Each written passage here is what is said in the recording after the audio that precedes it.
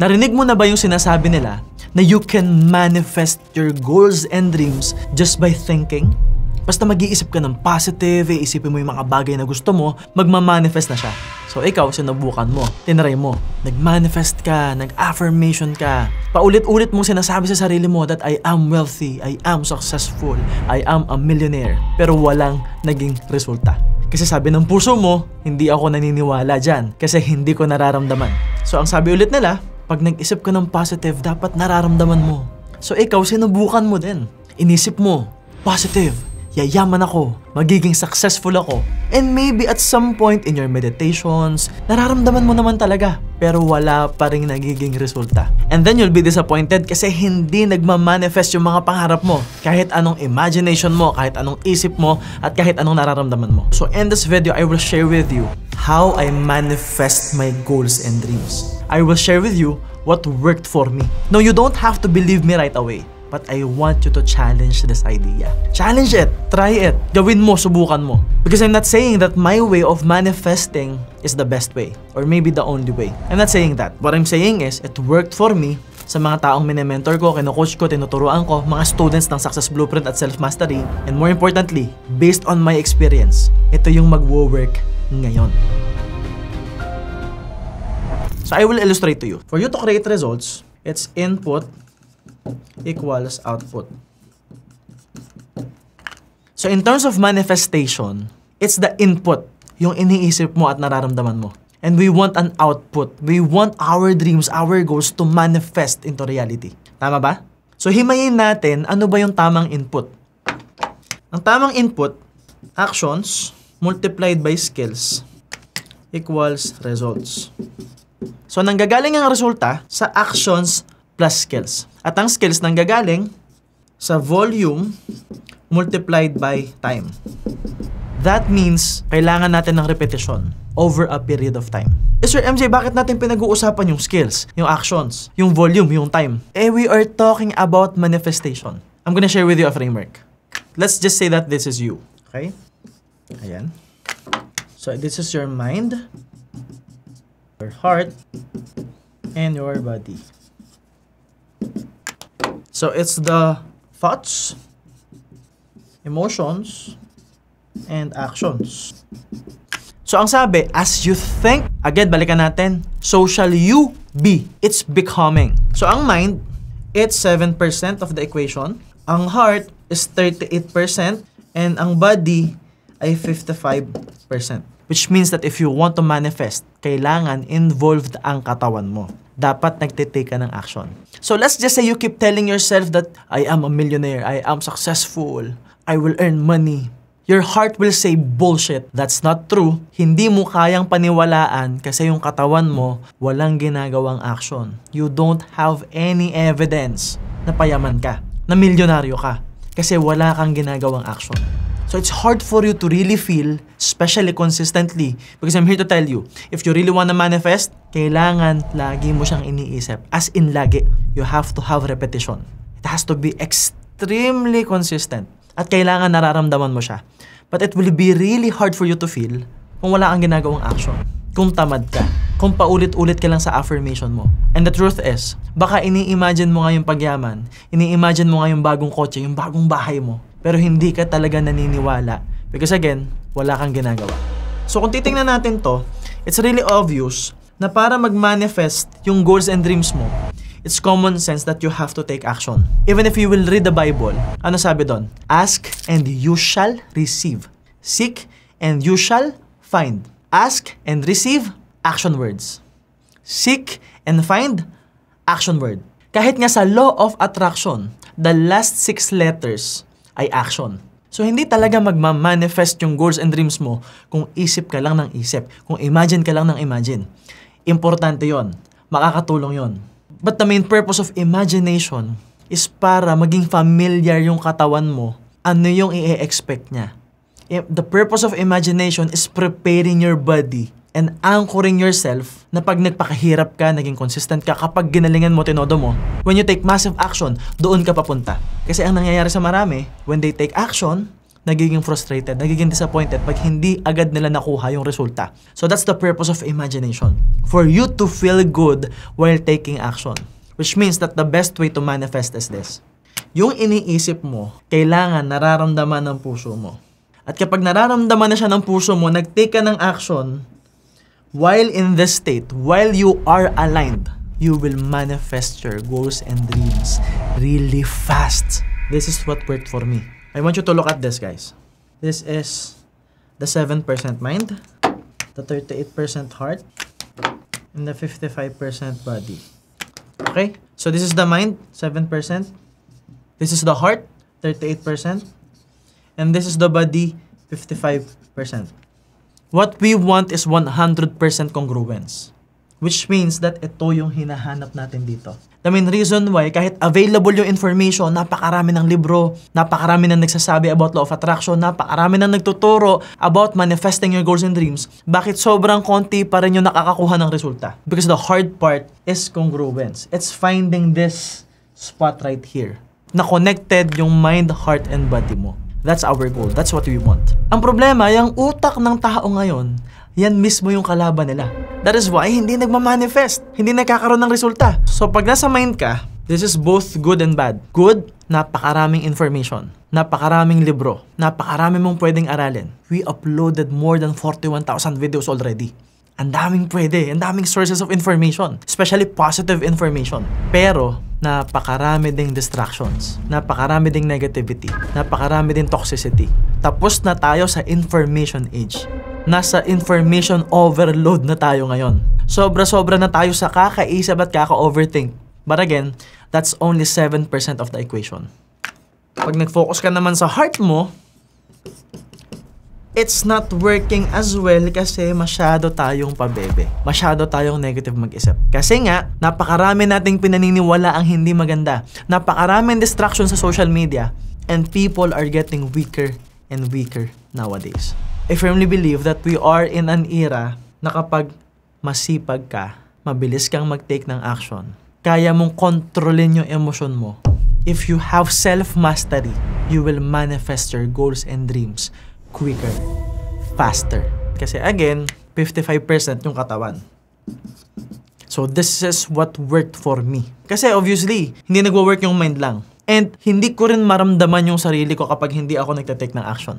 Hindi ko maramdaman na totoong magmamanifest yung mga pangarap ko kung wala akong evidence.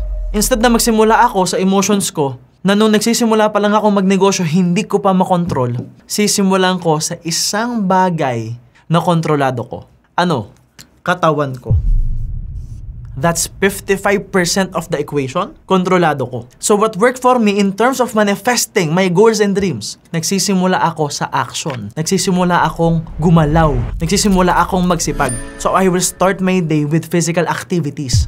Workout, talking to people, taking action, creating value. Nagsisimula agad ako sa mga dapat kong gawin. And after that, pag may nagawa na ako, pag may nasolve na akong problema, saka ako mag-iisip, ang galing ko pala, may natapos na ako.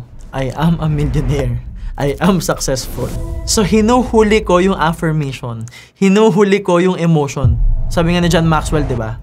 Let motivation be the byproduct of action.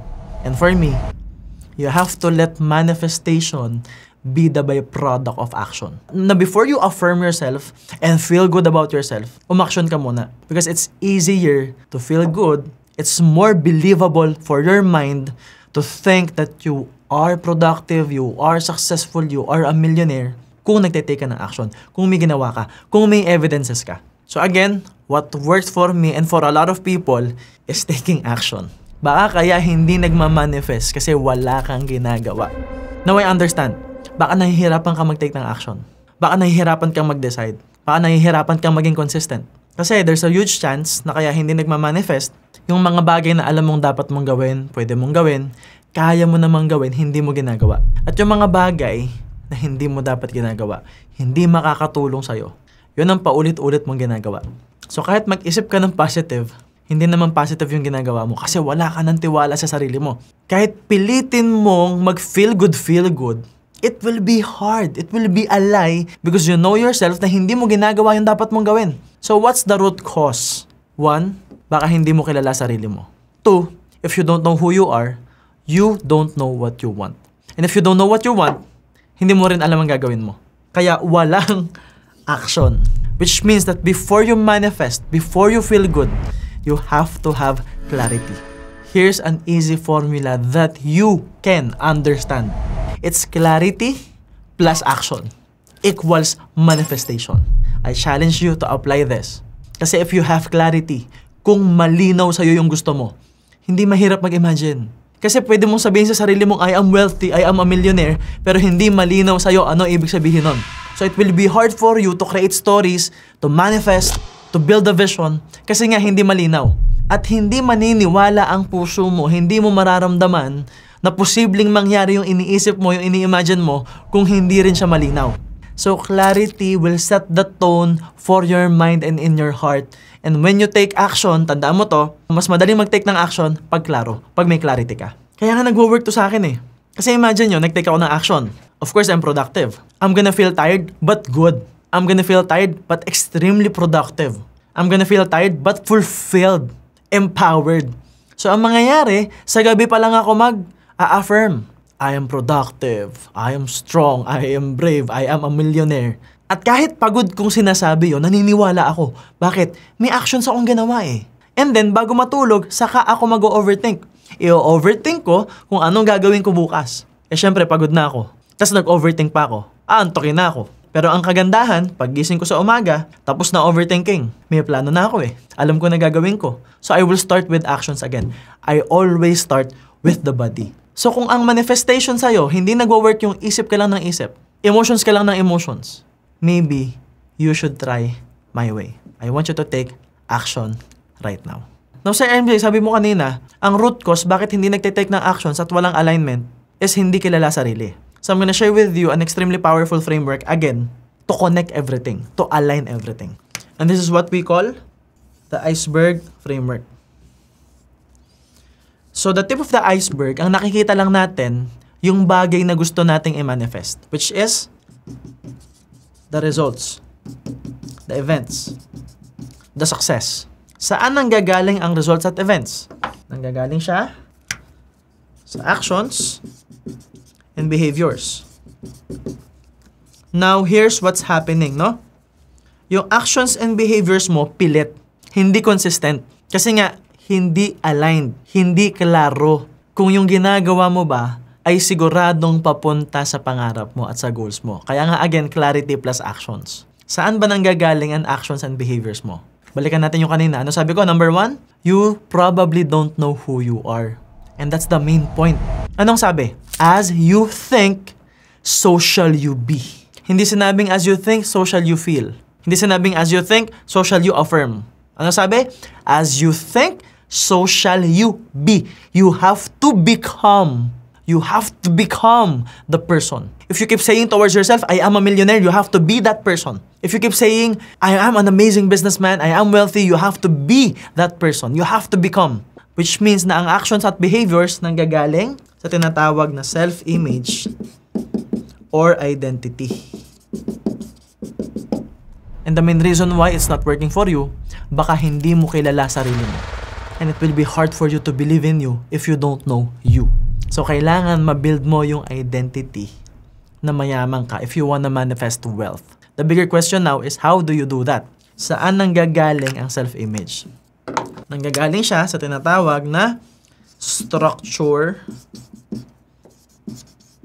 of, hindi na kasya, living. The structure of living. Ibig sabihin, it's intentional action. Kailangan malinaw ka sa dapat mong gawin. Nakaprograma yung gagawin mo. At gagawin mo siya paulit-ulit. You have to do it over and over a period of time until you become that person you are trying to manifest. Because you attract what you are. And a firm indication of who you are is the actions you are taking. Kung ano yung ginagawa mo. Because again, you have to walk your talk. Kaya hindi nagwo-work, paulit-ulit mo sinasabi, I am successful, I am a millionaire. Pero kung misaligned yung katawan mo at wala kang ginagawang actions around it, hindi mabibuild yung identity mo. So for you to bridge the gap between you and your goals, between you and your dreams, between you and your vision, the things that you are trying to manifest, it's the identity. At para ma-build yung identity, again, clarity plus actions. I was able to manifest everything that I have right now. Kasi malinaw ako sa gusto ko at araw-araw ina-actionan ko. Yes, alam ko, napakasimple. So I challenge you to try it. So yun lang guys, this is the end of the podcast, and always remember that all I want is for you to become more successful and for you to reach the next level success. And again, tandaan mo that everything good starts with a yes. And yes, my name is MJ Lopez, and see you soon.